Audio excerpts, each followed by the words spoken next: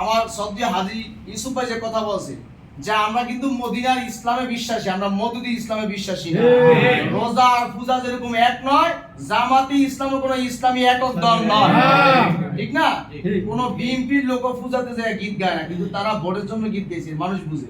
আমাদের আল্লাহ রহমত সৌভাগ্য হয়েছিল চেয়ারম্যান সাহেবের সাথে গতকালকে আমি জোহর নামাজ পড়ছি পার্টি অফিসে, একটি কথাই বলছে, আপনারা আলেম ওলামা যারা আছেন মসজিদ মাদ্রাসা খানকা যেখানেই থাকেন, এই জিনিসটা বুঝাবেন যে যেই জিনিসের মালিক আল্লাহ সেই জিনিস আমরা দিতে পারি না।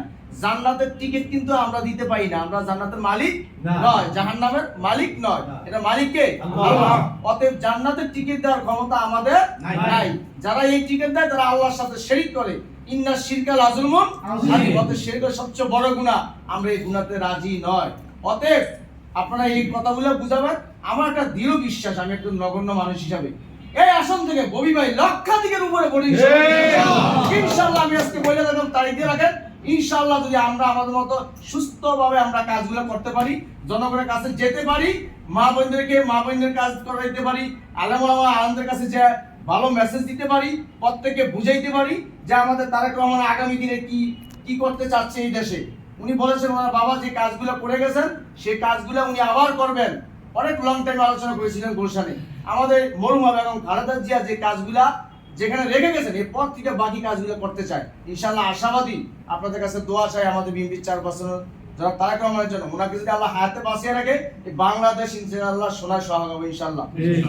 আমার রাজনীতি গুরু অভিভাবক ববি হাসান ভাই যে দিক নির্দেশনা দিবে, আপনারা জানেন আমরা যেহেতু মহানগরে পলিটিক্স করি, মহানগরের প্রত্যেকটা আসনে 12 আমার, 13, 14, 15, 16, 17, 28 সবই আমার, কিন্তু এর প্রতি মায়া মহব্বত কেন এখানেই বেড়ে ওঠা। অতএব এই জন্য এখানে ছোটখাটো দোয়া মিলাদ সংগ্রাম হইলে আমরা আশা করি। আমার আমির ভাই, কামাল ভাই, এনাদ ভাই সাক্ষী।